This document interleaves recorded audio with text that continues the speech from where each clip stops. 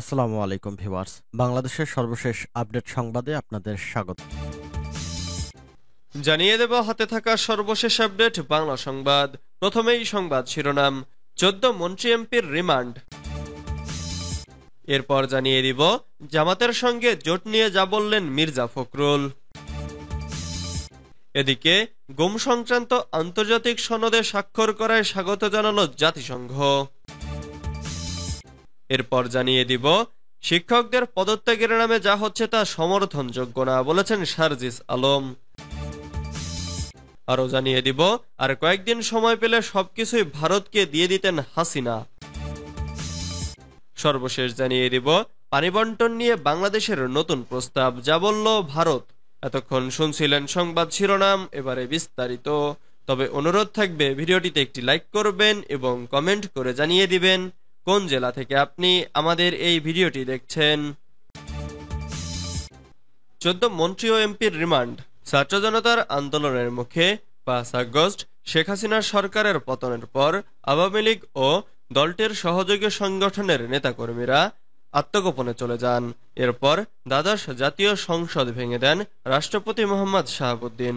বৈষম্য বিরোধী ছাত্র আন্দোলনের কর্মসূচি চলাকালে আইনশৃঙ্খলা রক্ষাকারী বাহিনীর সঙ্গে সংঘর্ষ চলাকালে ছাত্র জনতার নিহতের ঘটনায় মামলা শুরু হয়। এসব মামলায় সাবেক প্রধানমন্ত্রী শেখ হাসিনা ছাড়াও তার সরকারের বিভিন্ন মন্ত্রী ও এমপি দলের নেতাদের আসামি করা হচ্ছে। এসব মামলায় মন্ত্রী এমপি সহ শেখ হাসিনার সরকারের সঙ্গে থাকা অন্যদের গ্রেফতার করা হচ্ছে, আনা হচ্ছে রিমান্ডে। গতকাল পর্যন্ত শেখ হাসিনা সরকারের সঙ্গে থাকা 14 মন্ত্রী এমপিকে গ্রেফতার করে রিমান্ডে আনা হয়েছে। এদের মধ্যে 6 জন মন্ত্রী 8 জন এমপি রয়েছেন। তাদের কাছে শেখ হাসিনা সরকারের বিভিন্ন অপকর্মের খোঁজ খবর নেওয়া হচ্ছে।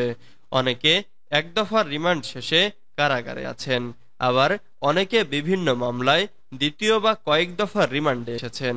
রিমান্ডে থাকা এসব ব্যক্তিদের কাছে মূলত গুম খুন, আইনের অপব্যবহার, লুটপাট, টাকা পাচার সহ সার্বিক বিষয়ে জানতে চাওয়া হচ্ছে।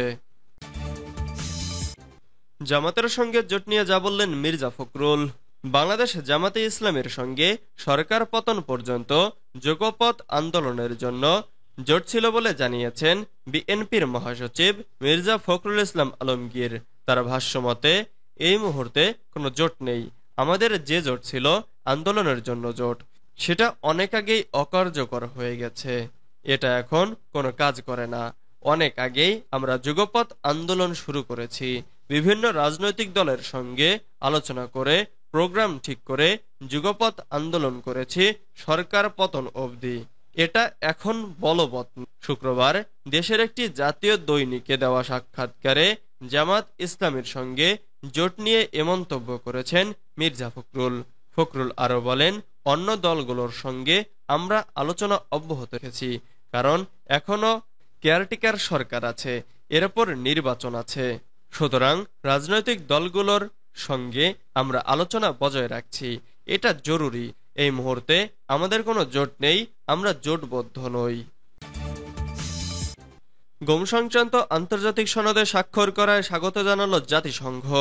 জাতিসংঘের মানবাধিকার বিষয়ক হাই কমিশনার ভলকার তুর্ক গুমের হাত থেকে সকল ব্যক্তির সুরক্ষার জন্য আন্তর্জাতিক সনদে স্বাক্ষর করায় বাংলাদেশকে স্বাগত জানিয়েছেন।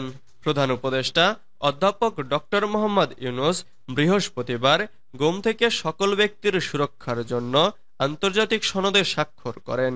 শুক্রবার জাতিসংঘের মানবাধিকার বিষয়ক হাই কমিশনারের মুখপাত্র রাভিনা শামদাসানি এক বিবৃতিতে বলেছেন, বলপূর্বক গুমের ইস্যুটি নিয়ে বাংলাদেশের একটি দীর্ঘ ও বেদনাদায়ক ইতিহাস রয়েছে। এ নিয়ে জাতিসংঘের মানবাধিকার দপ্তর ও জাতিসংঘের মানবাধিকার সংস্থা বারবার কথা বলছে। গুম থেকে সকল ব্যক্তির সুরক্ষা দিতে 2006 সালের 20 ডিসেম্বর নিউ ইয়র্কে আন্তর্জাতিক সনদ গৃহীত হয়।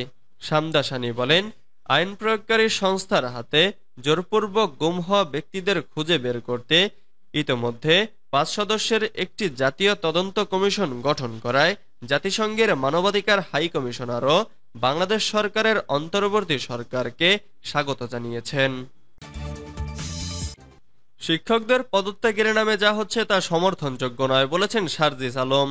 শিক্ষকদের পদত্যাগের নামে সারা দেশে যা হচ্ছে, যে প্রক্রিয়ায় হচ্ছে, সেটা সমর্থনযোগ্য নয় বলে মন্তব্য করেছেন বৈষম্য বিরোধী ছাত্র আন্দোলনের সমন্বয়ক সার্জিস আলম। শুক্রবার ৩০ আগস্ট সন্ধ্যায় নিজের ফেসবুক আইডিতে দেওয়া এক পোস্টে সমন্বয়ক সার্জিস লেখেন, শিক্ষক পদত্যাগের নামে সারা দেশে যা হচ্ছে, যে প্রক্রিয়ায় হচ্ছে, সেটা সমর্থনযোগ্য নয়। কেউ যদি ফ্যাসিস্টদের ক্ষমতার অপব্যবহার করে অন্য শিক্ষক বা শিক্ষার্থীদের সঙ্গে অন্যায় করে, তাহলে নিয়মতান্ত্রিকভাবে আইনের মধ্য দিয়ে তদন্ত সাপেক্ষে তার বিচার হোক, কিন্তু আইন নিজের হাতে তুলে নেওয়া, মবজাজিস্ট করা কখনোই গ্রহণযোগ্য নয়। তিনি আরও লেখেন, শিক্ষক শিক্ষার্থীর যে শ্রদ্ধা ও স্নেহের সম্পর্ক আমাদের শিক্ষার পরিবেশকে সুন্দর করে তুলতে পারে, সেই সম্পর্ক যেন তিক্ততার না হয়, দূরত্বের না হয়, ভীতির না হয়। অনেক শিক্ষার্থী হয়তো জানেই না যে তাদের ব্যবহার করে অন্য শিক্ষক এই কাজটি করাচ্ছে ব্যক্তিগত বা রাজনৈতিক স্বার্থ সিদ্ধির জন্য। যারা বিভিন্ন উদ্দেশ্যে অন্যায় প্রক্রিয়ায় এই কাজগুলো করছে, তাদের বিরুদ্ধে আইনগত ব্যবস্থা নেওয়া উচিত। আর কয়েকদিন সময় পেলে সবকিছুই ভারতকে দিয়ে দিতেন হাসিনা। বিএনপির স্থায়ী কমিটির সদস্য মির্জা আব্বাস বলেছেন, হাসিনা ছাড়া বাংলাদেশ মানে ভারতবিহীন বাংলাদেশ, হাসিনা মানেই ভারত। আর কয়েকদিন সময় পেলে সবকিছু দিয়ে দিতেন। আল্লাহ আমাদের রহম করেছেন, বাংলাদেশের মধ্য দিয়ে তাদের ট্রেন চলাচলের ব্যবস্থা করে দিয়েছিল। তখন তাদের মিলিটারি পুলিশ এসে বাংলাদেশের মানুষের ওপর অত্যাচার চালাতো। শুক্রবার ৩০ আগস্ট বিকেলের দিকে ফেনীর ছাগলনাইয়ার দারাগাহাট আবুল কাশেম ইসলামিয়া আলিম মাদ্রাসা মাঠে বন্যায় ক্ষতিগ্রস্তদের খাদ্য সামগ্রী বিতরণকালে এসব কথা বলেন তিনি। মির্জা আব্বাস বলেন, সবাই সম্মিলিতভাবে বন্যা মোকাবেলা করছি, একইভাবে ভারতের আধিপত্যবাদকে মোকাবেলা করবে। যদি একা একা বাঁচতে চান তাহলে কেউ বাঁচবেন না, আর যদি সবাই নিয়ে বাঁচতে চান তাহলে সবাই বাঁচবে। ঐক্যবদ্ধ থাকলে স্বৈরাচার টিকে থাকতে পারে না উল্লেখ করে তিনি বলেন, এবারের আন্দোলন আমাদের জন্য একটা শিক্ষা দিয়ে গেছে। পানি বন্টন নিয়ে বাংলাদেশের নতুন প্রস্তাব, যা বলল ভারত। বাংলাদেশের পূর্বাঞ্চলের 11 জেলায় স্মরণকালের ভয়াবহ বন্যা দেখা দিয়েছে। এই বন্যার পেছনে অনেকে ভারতকে দায়ী করেছেন, তবে দেশটির দাবি বাংলাদেশের এই বন্যার কারণ ভারী বৃষ্টি, এতে তাদের কোনো হাত নেই। একই সঙ্গে বন্যা ঠেকাতে বাংলাদেশের নতুন প্রস্তাব বিবেচনার কথাও জানিয়েছে ভারত। শুক্রবার ৩০ আগস্ট সাপ্তাহিক ব্রিফিংয়ে এই ইঙ্গিত দিয়েছেন ভারতের পররাষ্ট্র মন্ত্রণালয়ের মুখপাত্র রণধীর জয়সওয়াল। এর আগে গত ২২ আগস্ট অন্তর্বর্তী সরকারের প্রধান উপদেষ্টা ডক্টর মোহাম্মদ ইউনূসের সঙ্গে দেখা করেন বাংলাদেশে নিযুক্ত ভারতের হাই কমিশনার প্রণয় ভার্মা। সেই সময় বন্যা পরিস্থিতি সামাল দেওয়া ও পানি বন্টন নিয়ে কিছু প্রস্তাব দেন ডক্টর ইউনূস। সীমান্ত ব্যবস্থাপনা নিয়ে দুই দেশের সীমান্তরক্ষী বাহিনীর মধ্যে যে ধরনের বোঝাপড়া ও মেকানিজম রয়েছে, সেই ধাঁচে অভিন্ন নদীর পানি ব্যবস্থাপনা ও বন্যা পরিস্থিতি সামাল দিতে উদ্যোগী হওয়ার প্রস্তাব দেন তিনি।